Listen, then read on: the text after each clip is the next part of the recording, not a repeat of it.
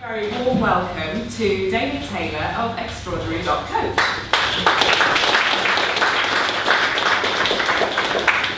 Thank you. Good morning. Morning. Thank you. Bright and early. Thank you all for making the time to be here. I spoke to Mark. Do you know Mark Gordon, who organises the event? He's the event organiser. We connected about a year ago, and he said, "I'm always looking for speakers." I said, "Well, I love speaking. I love talking about various things." And we agreed that he would invite me at some point to one of his events. And it kind of didn't happen. And I contacted him again about 2 months ago. I said, "Hey Mark, is there still an opportunity to speak?" He said, "Yeah, I'm doing this show in Sheffield, social media marketing and business." I said, "Mark, do you realise that my keynote speech is about not marketing?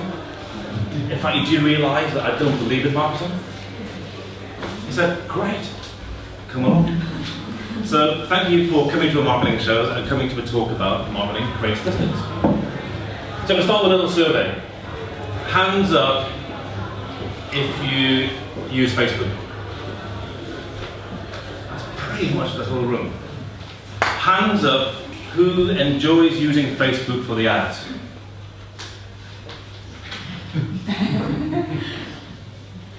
Okay. Hands up who advertises on Facebook. A very small number of you. If I was to have a calibrator of I love ads on Facebook to I really don't like ads on Facebook, let's have a little calibrator. I'll start at the top in the middle, and I'm going to move it both ways. And if you love the ads, you're going to go, yay! If you don't love the ads, you're going to go, oh! Okay, so we'll have a little calibration. So no one on the loving side, is there? So it's kind of about here. Okay? So this is what I get. So what I want to share with you is some ideas around my experience that I think marketing can create distance. And I think too many businesses, by the way, who here is a business owner? Who here is in business? Who here would like to be in business? Right, we've got almost everybody. One or two of you still not putting your hands up? We'll get you in the end. So I believe that marketing can create distance. And I want to share a couple of experiences with you. About 3 years ago, I invested a huge amount of money in learning all of this stuff. Now I know some of the stuff's out of date, and you can probably look at that and go, well, he's not really an expert. This is a year old, this slide. In social media world, online marketing world, I appreciate it's like dog years. Every year that passes, every month that passes is like a whole year in the social media world. But I spent about £130,000 in working with some of the best people that I knew in this space, learning about what they did. And here was my first lesson. The guy that was my main mentor was making about, personally as a coach, was making about £1 million a year as a coach. And he taught this stuff. I thought, I would fancy a bit of that. I would fancy earning £1 million a year. But then it twigged. When I worked with him, I realised he built up a list of 250,000 people. And he would work really hard to make, $1 million a year is pretty good. Who here would like to earn $1 million a year? Who here is earning $1 million a year? You're in the right place then. And so, he had to work hard to make, he was making good money, but he had to work really hard to get that money. Sorry about this. With a list of 250,000 people. My list was like 600. I was going to make about 47p. I was going to make enough money to have a pub lunch. That's what I learned. I spent £130,000 to work out I wasn't going to make money this way. Now, some people do. There are some people probably in this room who will be brilliant at social media marketing and online marketing. Fantastic. That's your experience. That's what you've created. The problem is, there are so many ads out there on LinkedIn, on Facebook, on whatever social media platform is your favorite, saying, sign up for my 6-step program and you can make 6 figures online. You see it all the time. I want to share with you why I think that's challenging for most businesses. But I also want to share with you the psychology about why that's so attractive. Why is it so attractive that we get drawn into that? So, as I talk today, I don't claim to have answers for anybody. I have answers that have worked for me. I want to share my experience, and I invite you that if there's one thing you can take from today, from this next 20, 25 minutes, what would that be? Just think about taking one thing away. If you can take more than one thing away, fantastic. There might just be one thing. Question everything I say. Don't believe anything I say. Just question it and think, how does that apply to me?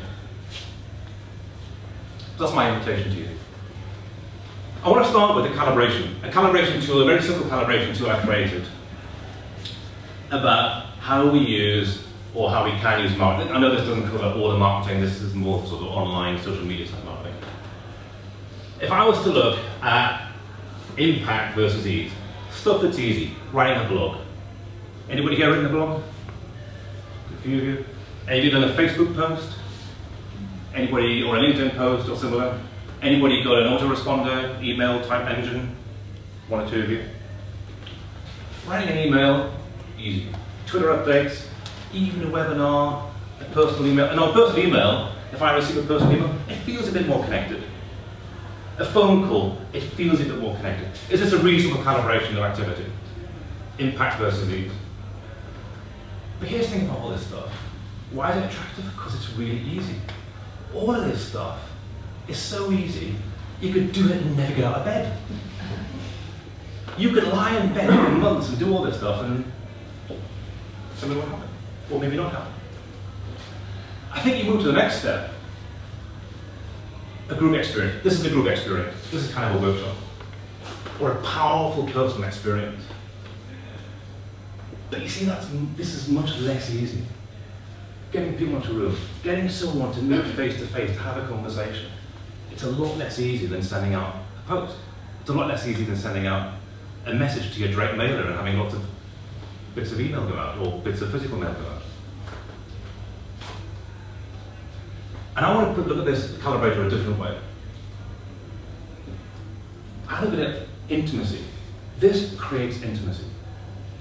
If I was to sit down with any one of you and had a one-on-one conversation for 20 minutes, 30 minutes, an hour, 2 hours, it will be a completely different experience than if I sent you an email. It will be a completely different experience than if I called you. It will be a completely different experience if you saw my Facebook update.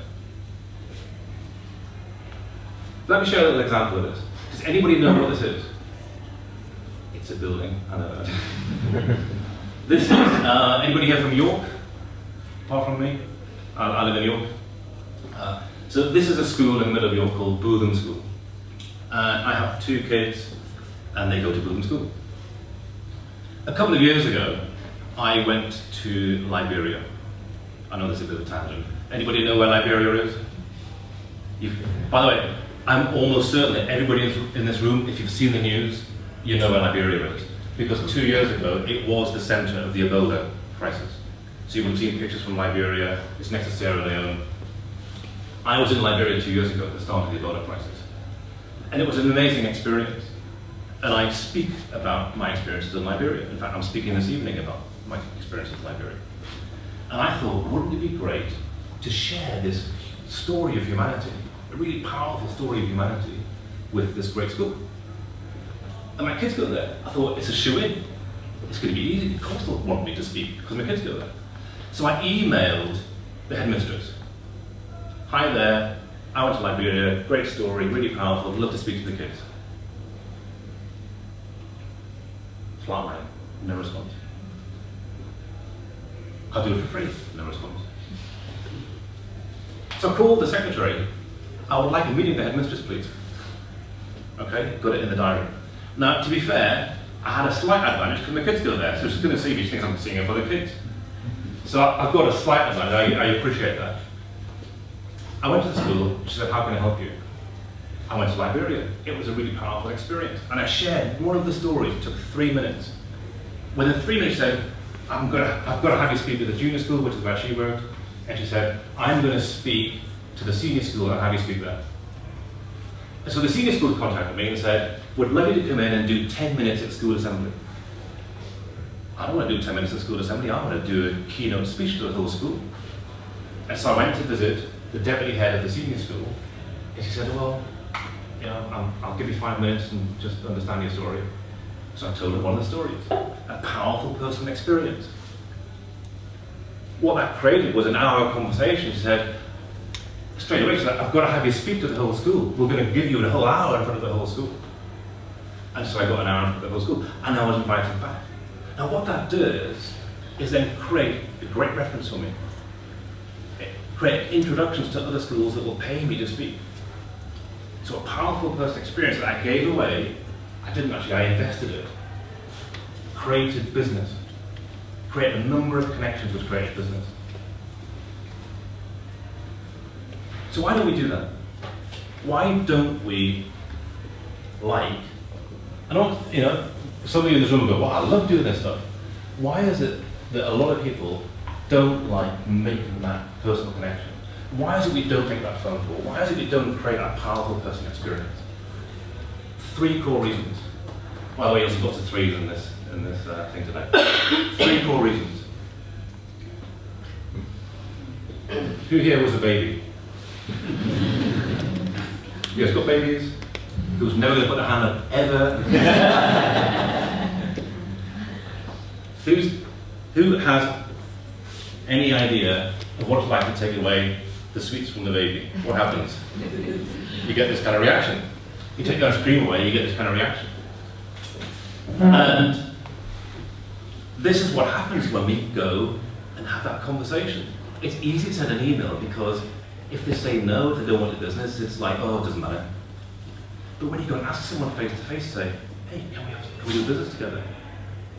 Can you say no? It brings up a lot of feelings. And we live in fear of losing the business. And so one of the first reasons why we don't create that powerful personal experience is we're afraid of losing the business. And so we behave in some bizarre ways. We protect our existing business. What comes up for us, I'm going to talk about this in a moment, is this sense of neediness. And oh boy, neediness is not a great way to sell business. And we'll come back to that. The second thing is fear of looking inferior. The other person might look smarter than us, cleverer than us, or might not be smart enough. And so what happens then is we turn up to create an experience with somebody and we try to look impressive. We try to look like the smartest guy in the room. What works for me is looking like the dumbest guy in the room. Because when we actually start to ask the dumb questions, I work with a lot of consultants, and one of the most common things consultants say to me is, it's really annoying to work with this client. We do all this work and they take all the credit. Let them stand on your shoulders. Be proud to let your client stand on your shoulders. Honor their impressiveness. It's a great way to create a really, really deep connection with somebody.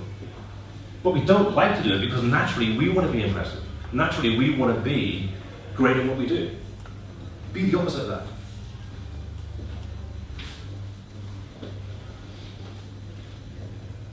Fear of being embarrassed. Anybody here ever been in a business meeting where you felt your cheeks going red and it wasn't? Okay, it's just me then.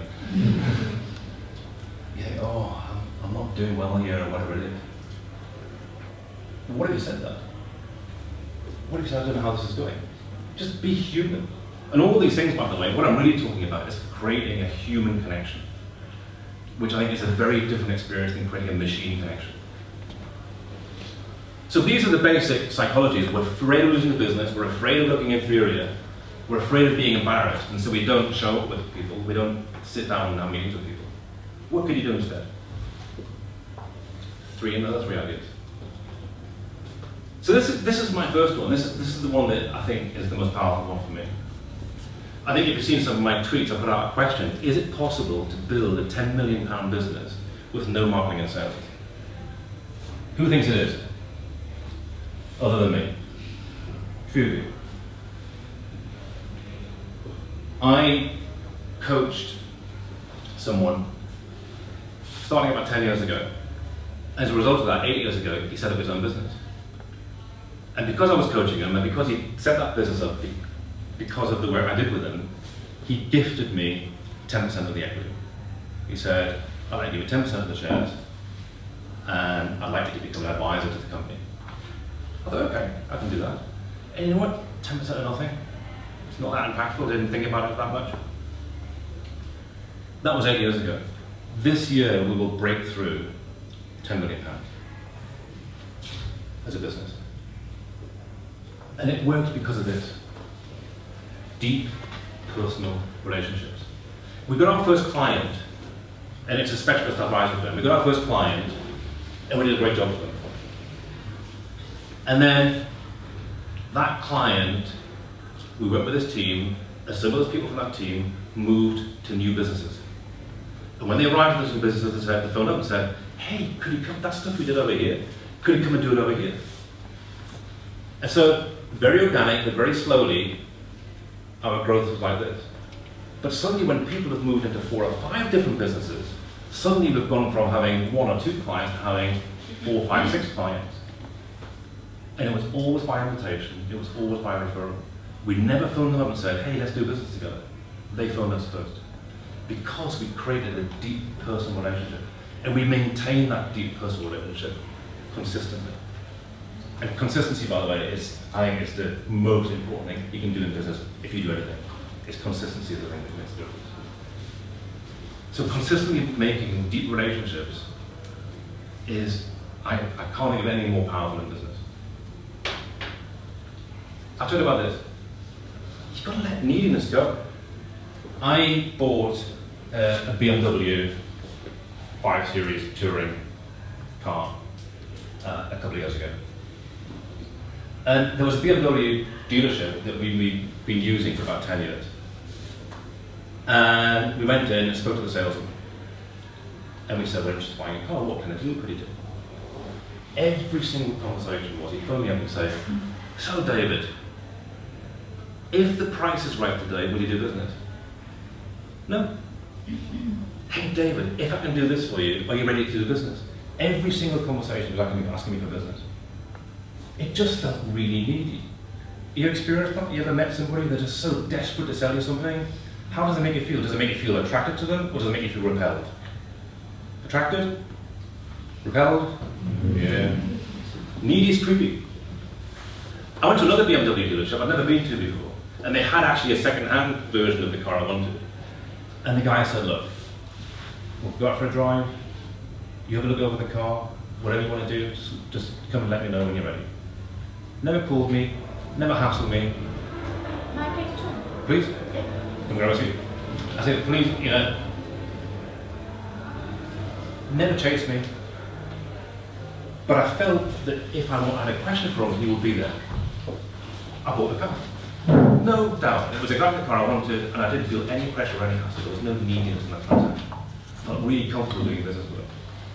And actually got a really good deal. Because once we sat down, we could negotiate, we had a human connection. It was very calm. So avoid that sense of neediness. To build strong relationships, avoid neediness. And this is the other thing that I think is incredibly powerful in personal relationships in business.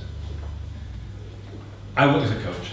I work with business people, I help them grow their businesses to 10 million. I came across someone on LinkedIn. It was quite ironic actually. It relates to today's talk. Somebody on LinkedIn, a marketing consultant, sent an email that was openly copied to about 100 people. Anybody ever received one of those on LinkedIn? Mm-hmm.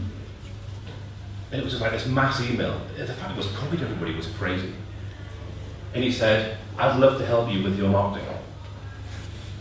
And I wrote back with a one-liner, marketing creates distance. And then someone wrote back to me, copied to everybody, what do you mean marketing creates distance? Just watch. And over the next 12 hours, this whole, excuse the language, shitstorm broke out of people either pitching to each other, oh, come and do my business, or people complaining about spam, and then we're going to complain to LinkedIn. And eventually the whole email thread kind of died off. But the guy that originally said to me, what do you mean marketing creates distance? He contacted me and said, how could you help me with my business? And so I said, let's have a conversation. And so we got on the telephone, and I said, what do you do? He said, I do web design. I'm a web agency, digital agency, do web design. I said, great. How's business going? I'm losing about £10,000 a month because I get asked to do a lot of proposals and each proposal costs about £1,000, and I'm doing about 10 proposals a month, and I haven't won one for a month. What sort of prices are your product? Between 28 and 48,000 pounds. So it's kind of high-end digital agency, but he had very few customers, and he was losing a lot of money. I said, okay, let me understand what you do. Tell me, what is it you do? And he spoke for 5 minutes.